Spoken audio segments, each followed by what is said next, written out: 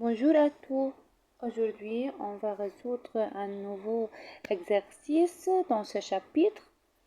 Le but de cet exercice est d'identifier un dipôle D et d'étudier son utilisation en médecine. D peut être un conducteur ohmique, une bobine de résistance négligeable ou un condensateur. Partie 1. Identification du dipôle. Le dipôle D est connecté en série avec un conducteur ohmique de résistance R égale 8 fois 10 à la puissance 5 ohms. Alors R est égal à 8 fois 10 à la puissance 5 ohms. Au bord d'un générateur idéal de force électromotrice constante E, un voltmètre V, connecté au borne de R. Mesure la tension UR-UAB comme l'indique le document 1. Donc, ce voltmètre mesure la tension au borne de conducteur ohmique. L'interrupteur K est fermé à T égale 0 et les indications du voltmètre sont tracées dans le tableau suivant. Partie 1.1. Montrer en utilisant le document 2 que le dipôle D est un condensateur. D'après le document 2, on observe que UR diminue avec le temps. Alors, partie 1.1, UR diminue avec le temps. Et d'après la loi d'additivité de tension en série, on a E est égal à UR plus UD. On obtient UD est égal à E moins UR. Alors, UD augmente dans ce cas, c'est-à-dire D est un condensateur dans le cas de charge.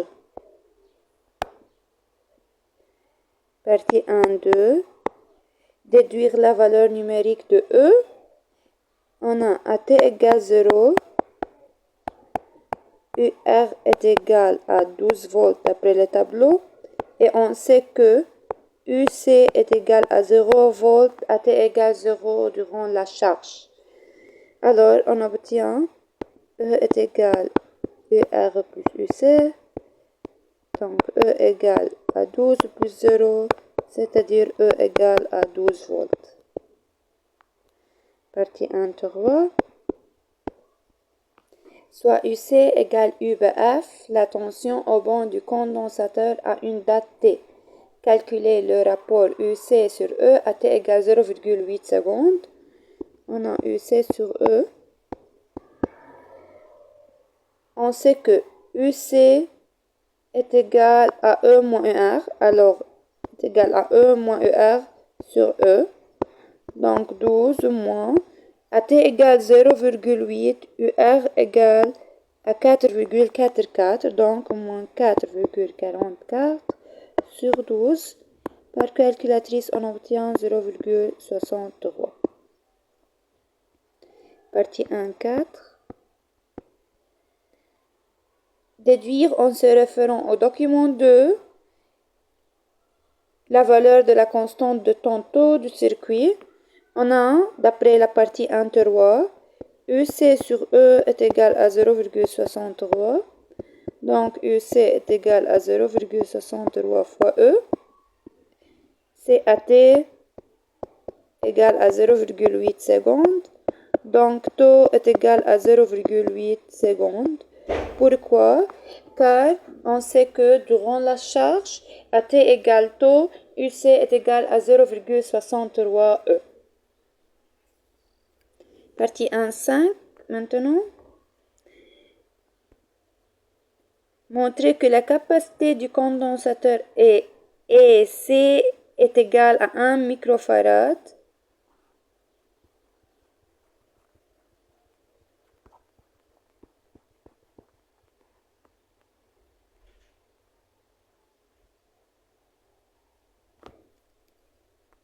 Donc, 1,5.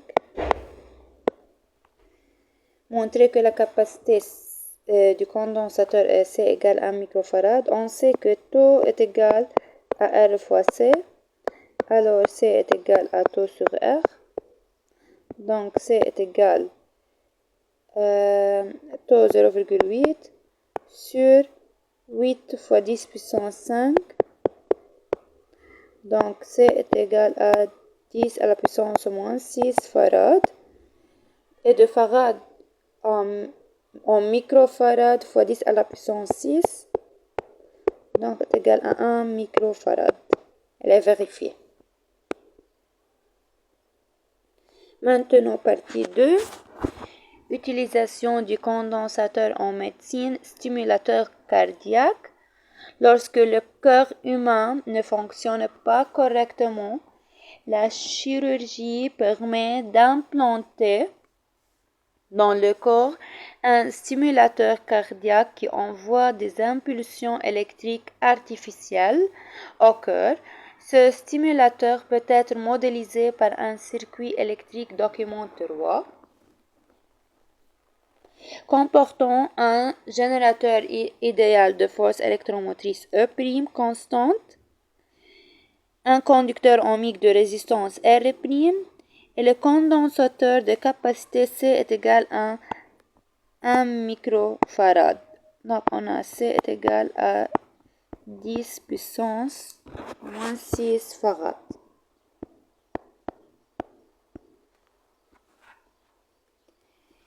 Et un commutateur électronique K.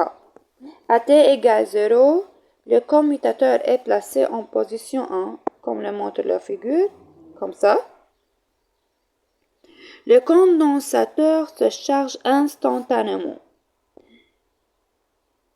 Notez bien, faites attention à cette phrase. Dans ce cas, le condensateur se charge instantanément, c'est-à-dire le temps du condensateur pour complètement charger est 0 secondes, car il est chargé instantanément. Et il n'y a pas dans ce circuit un conducteur ohmique, il y a seulement le générateur et le condensateur. Le commutateur bascule alors automatiquement en position 2 et le condensateur se décharge lentement dans R'. Alors, lorsque le commutateur est sur la position 2, le condensateur se décharge lentement dans R'. À l'instant T1, la tension au banc du condensateur est UC égale 2,08 volts. Donc, à T1, UC est égal à 2,08 volts. Le circuit envoie alors une impulsion électrique au cœur pour obtenir un battement. Donc, la durée 0 à T1, on a un battement.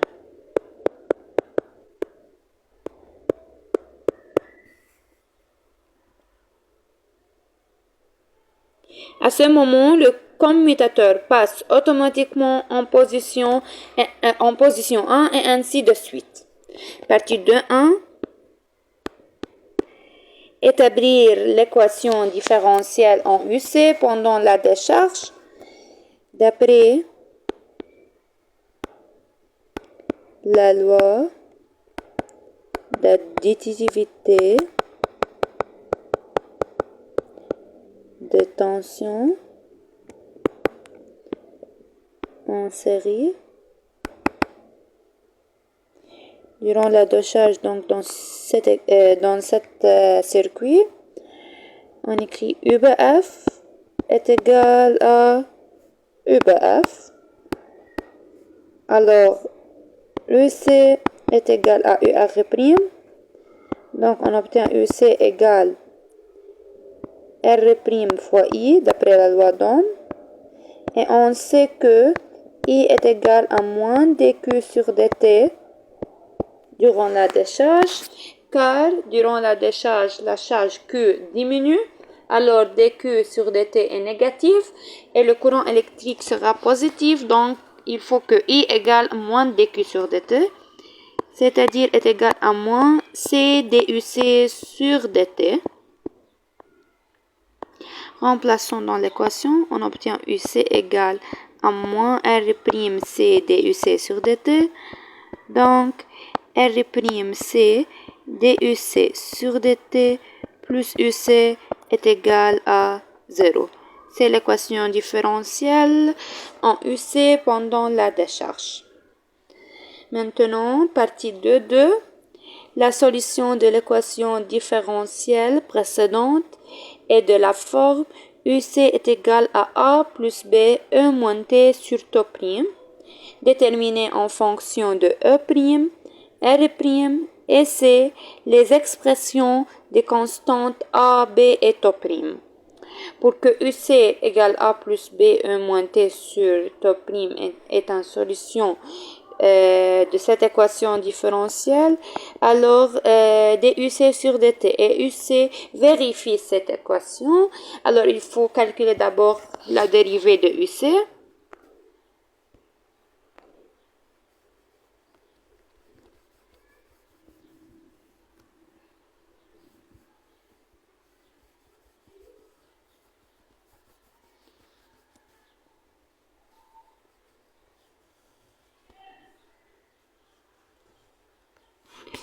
D'abord, 2 DUC sur DT est égal, la dérivée de A c'est 0, plus B fois la dérivée de E moins T sur T' est égal à moins 1 sur T', E moins T sur T'. Donc la dérivée est égale à moins B sur T', E moins T sur T'. Maintenant, en remplaçant dans l'équation différentielle, donc on obtient R'C fois moins B sur T', E moins T sur T', plus UC est égal à A plus B, E moins T sur T', donc plus A plus B, E moins T sur T' est égal à 0. On obtient moins B, R'C sur T', E moins T sur T', plus A plus B, E moins T sur T' est égal à 0. Maintenant, on prend B, E moins T sur T' comme un facteur commun. Il reste moins R'C sur T' plus 1 plus A est égal à 0. On a B, E moins T sur T' différent que 0. Et par comparaison, on a moins R'C sur T' plus 1 est égal à 0 et A est égal à 0.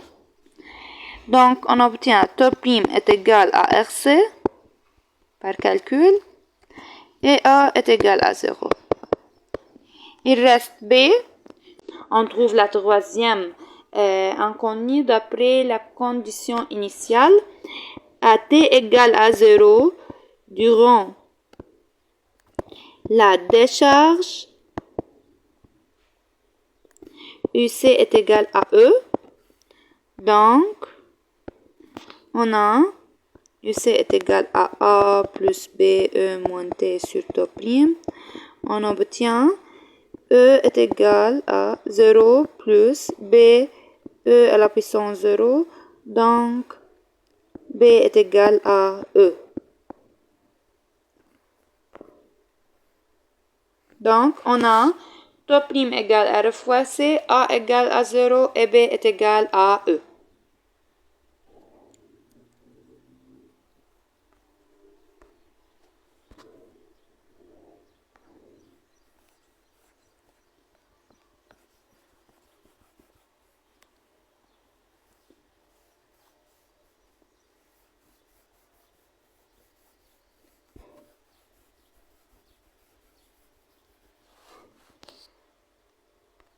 Maintenant, 2.3. Déterminer graphiquement la valeur de taux prime. À t égale taux prime durant la décharge, UC est égal à 0,37 E prime. Donc, UC est égal à 0,37 fois la valeur maximale de E prime est 5,64. Donc, on obtient UC est égal à 2,08 volts. Donc, graphiquement, pour UC est égal à 2,08 volts, le temps est 7 au prime. Donc, c'est 0,8, car si 0,2, 0,4, 0,6, donc c'est 0,8 et c'est 1. Alors, graphiquement,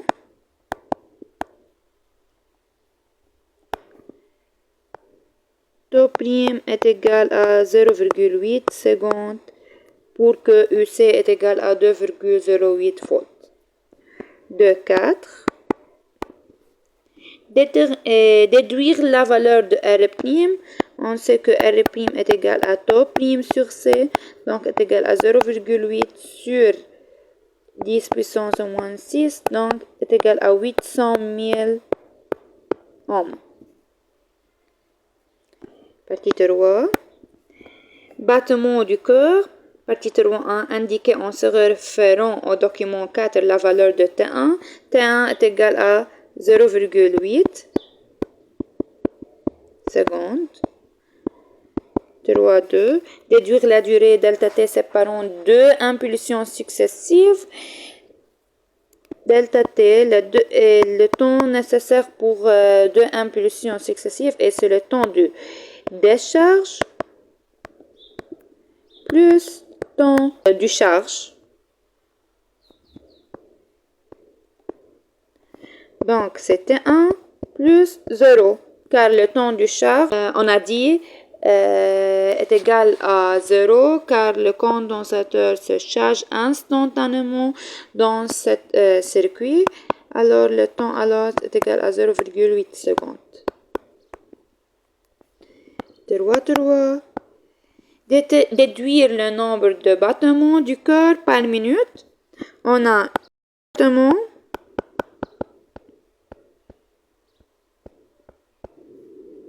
correspond à 0,8 secondes, correspond à T1. Donc, n battements qui correspond à 1 minute, qui est égal à 60 secondes.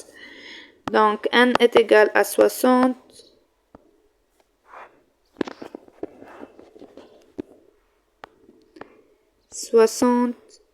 sur 0,8